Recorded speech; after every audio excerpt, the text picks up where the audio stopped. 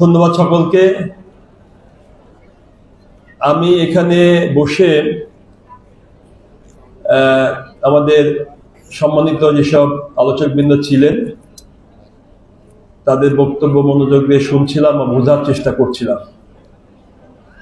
সকলেই খুব গুরুত্বপূর্ণ বক্তব্য দিয়েছেন।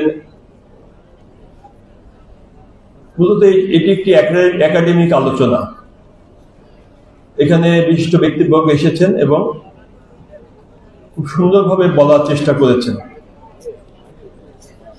তরুণদের কিভাবে গড়ে উঠতে হবে, আগামী দিনে তরুণরা কিভাবে তাদের স্বপ্নের নতুন বাংলাদেশ গঠন করবে, সমাজে কিভাবে তারা তাদের দায়িত্বগুলো কর্তব্যগুলো কিভাবে তারা সুন্দরভাবে পালন করবে, এই সকল বিষয়ে যেভাবেই থাকুক না কেন, যে স্তরে থাকুক না কেন, সবাই চায় যে যার যার অবস্থান থেকে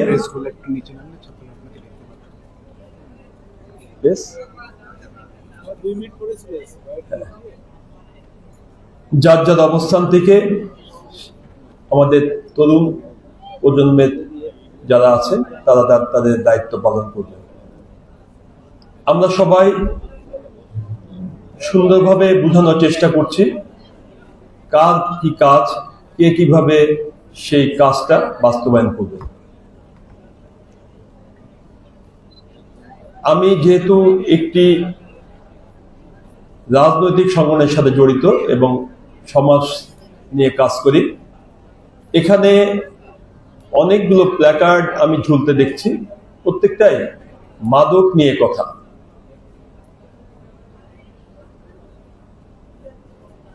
এই মাদকের ভয়াবহতা থেকে আমাদের তরুণ প্রজন্মকে রক্ষা করার জন্য আমরা সামাজিকভাবে অনেক কর্মসূচি গ্রহণ করেছি এবং করে যাচ্ছি।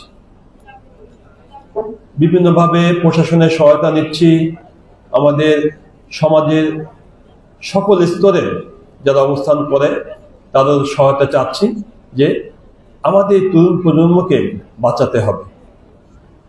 সুন্দরভাবে শক্তিশালী একটি তরুণ সমাজ আমাদের গড়তে হবে। মেধাভিত্তিক এবং শক্তিশালী তরুণ সমাজই পারে আগামী দিনে নতুন বাংলাদেশ তৈরি করতে। সেই কারণে আমরা প্রথমেই মাদককে আমরা সমাজ থেকে নির্মূল করতে চাই। আমাদের অনেক বিশেষজ্ঞ এখানে আছেন, বলেছেন প্রশাসনকে অনেকেই এখানে হয়তোবা প্রত্যক্ষভাবে হোক কিংবা পরোক্ষভাবে হোক দায়ী করার চেষ্টা করেছেন যে তারা তাদের কাজে যথেষ্ট মনোযোগী নয়, কিংবা অনেক এলাকাতে জনগণ সচেতন নয়। আমি কিন্তু পুরোপুরি ব্যাপারটা সেভাবে দেখছি না। আমি আমার জায়গা থেকে একটু ভিন্নভাবে দেখার চেষ্টা করি। বিশেষভাবে যে সমাজে কর্মসংস্থানের সুযোগ সৃষ্টি হয় না, যে সমাজে যারা লেখাপড়া শিখে চাকরি না পেয়ে বসে থাকে, যে সমাজে প্রতিনিয়তই কর্মের যে জায়গাগুলো সেগুলো বন্ধ হয়ে যায় এবং আস্তে আস্তে ব্যাপকভাবে একটা বেকারত্ব সৃষ্টি হয়, আর তার ফলে সমাজে একটি অস্থিরতা সৃষ্টি হয়, সমাজের ভারসাম্য নষ্ট হয়, সমাজে একটি মানসিক বিপর্যয় ঘটে। ফ্রাস্ট্রেশনের ফলে তরুণ সমাজ বলেন আর যুবক সমাজ বলেন আর গার্জিয়ান লেভেলে বলেন, সবাই মানসিক বিপর্যয়ে দিগ্ভ্রান্ত হয়ে ছোটাছুটি শুরু করে। একটু চিন্তা করে দেখেন, চাকরিহারা পিতা যখন তার সন্তানের মুখে অন্ন তুলে দিতে পারে না, তখন সেই পিতামাতার মনের অবস্থাটা কেমন থাকে। যে মা জীবনের বিনিময় হলেও না খেয়ে সন্তানকে আগলিয়ে রাখে, সে মা যখন দেখে তার সন্তান খাওয়া পাচ্ছে না, তখন সে মা আর স্বাভাবিক থাকে না, সে পিতা তখন স্বাভাবিক থাকতে পারে না। তখনই সে বিভ্রান্ত হয়, দিগ্ভ্রষ্ট হয়, মানসিকভাবে বিকারগ্রস্ত হয়ে পড়ে। এভাবেই সমাজে একটি শূন্যতা সৃষ্টি হয়, আর এভাবেই ফ্রাস্ট্রেশনের ফলে মানুষ আস্তে আস্তে মাদকের দিকে ধাবিত হয়। উদাহরণস্বরূপ যদি আমি বলি যে আজকের এই খুলনা অঞ্চল থেকে আমরা প্রশাসন দিয়ে সমস্ত মাদক ব্যবসায়ীদেরকে বের করে দেওয়া হলো, তাহলে কি মাদক মুক্ত হয়ে যাবে সমাজ? হবে না। আমাদের তরুণরা তখন এই মাদক নেওয়ার জন্য যেখানে মাদক ব্যবসায়ীরা আস্তানা গাড়বে সেখান পর্যন্ত চলে যাবে। খুলনা থেকে যশোর, যশোর থেকে ঢাকা পর্যন্ত তারা চলে যাবে। স্বাভাবিক অবস্থায় ফিরিয়ে না আসা পর্যন্ত তারা অস্বাভাবিকভাবেই মাদক নিতে থাকে। এটা শুধু বাংলাদেশে নয়, বিশ্বের সব জায়গাতেই এই টাইপের ঘটনা ঘটতে থাকে। তাই সমাজে মাদক মুক্ত করতে গেলে আমাদের সন্তানদেরকে লেখাপড়ার সুস্থ পরিবেশ এবং লেখাপড়ার পাশাপাশি সৃজনশীল কর্মকাণ্ডে আমাদের ছেলে মেয়েদেরকে উৎসাহিত করতে হবে। খেলাধুলায় মনোনিবেশ করতে হবে এবং মূলে যেটা থাকবে সেটা হচ্ছে আমাদের সকলের জন্য কর্মসংস্থানের সুযোগ সৃষ্টি করতে হবে। যার যার যোগ্যতা অনুযায়ী যদি আমরা কর্মসংস্থানের সুযোগ সৃষ্টি করতে পারি, তাহলে দেশ থেকে আমরা মাদক নির্মূল করতে পারব। সমাজের গলিতে গলিতে যখন এই মাদক নিয়ে টানাহেঁচড়া চলে, তখন আমাদের মা বোনরাও তাদের চলাচলে ইনসিকিউর ফিল করে, তারা শিকার হয়, টিজিং এর শিকার হয়ে অনেকেই আত্মহত্যা পর্যন্ত করে ফেলে। সুতরাং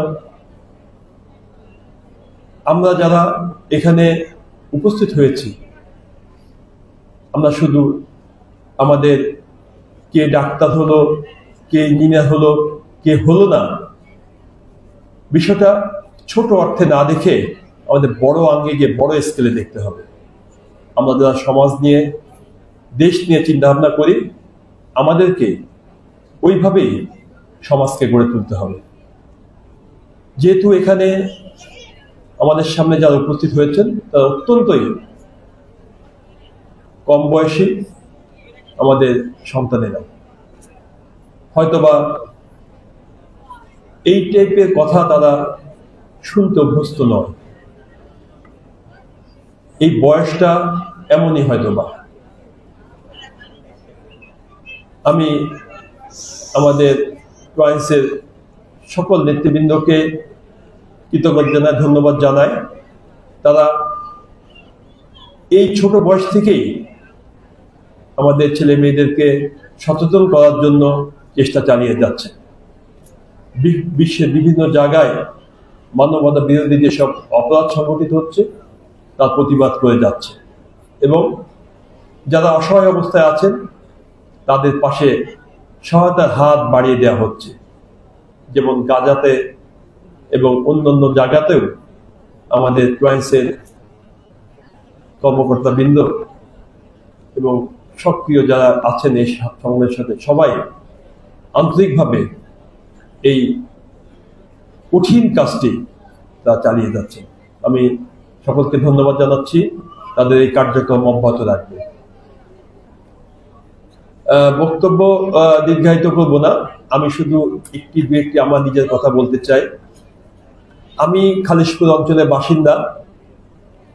আমার কাছে মনে হয়েছে ট্রান্সের নেতৃবৃন্দ আজকে যে অনুষ্ঠানটি করেছে সব খুলনা শহর কেন্দ্রিক মনে হয় নাকি?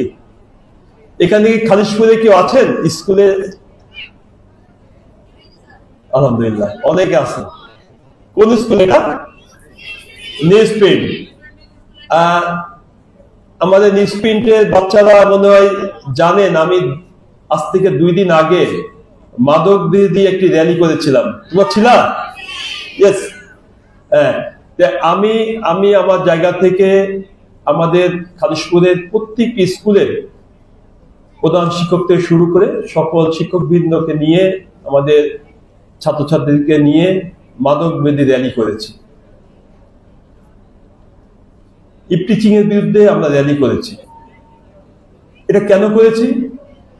এটা করলেই যে মাদক মুক্ত হয়ে যাবে বিষয়টা তা নয়।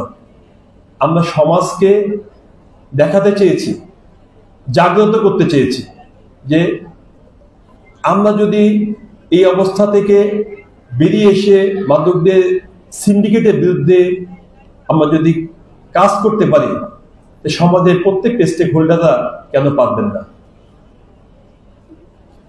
এটা দিয়ে হয়তো বা সম্পূর্ণ মাদক মুক্ত করতে পারবো না ঠিকই, কিন্তু মাদক যে একটা ভয়াবহ জিনিস, মাদক যে আমাদের তরুণ সমাজের মেধাকে নষ্ট করে দেয়, ভবিষ্যৎকে নষ্ট করে দেয়, ভবিষ্যৎ বাংলাদেশকে নষ্ট করে দেয়, এটা আমরা বোঝাতে সক্ষম হব।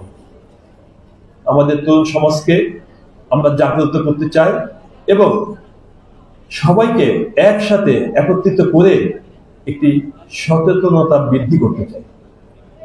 এই জন্য আমরা খালিশপুরে অন্তত প্রত্যেকটি স্কুলে ছাত্রদেরকে নিয়ে আমরা আন্তঃ স্কুল ফুটবল টুর্নামেন্ট শুরু করেছি।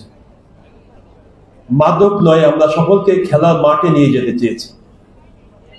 আন্তঃ কলেজ ক্রিকেট টুর্নামেন্ট শুরু করেছি।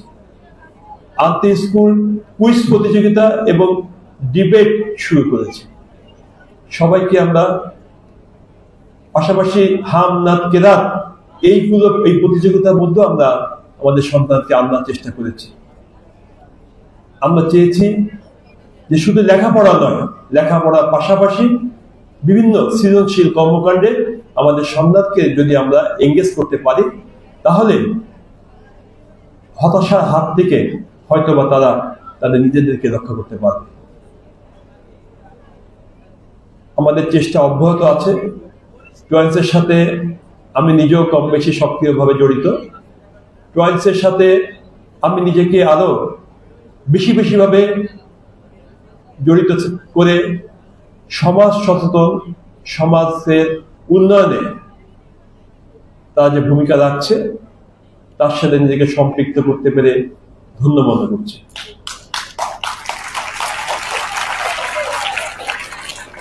আমি বক্তব্য দীর্ঘায়িত করব না। আমি সবাইকে ধন্যবাদ ও কৃতজ্ঞতা জানাই যে আমাদের ছেলে মেয়েরা অত্যন্ত ধৈর্য সহকারে যে আমাদের বক্তব্য শুনেছেন, এজন্য আমি আবারও শুভেচ্ছা জানাচ্ছি, কৃতজ্ঞতা জানাচ্ছি, ভালোবাসা জানাচ্ছি। সবাই সুস্থ থাকুক, ভালো থাকুক, সবার দীর্ঘ কামনা করে আমি আমার বক্তব্য শেষ করছি। আল্লাহ হাফেজ। বাংলাদেশ জিন্দাবাদ। সকলকে ধন্যবাদ।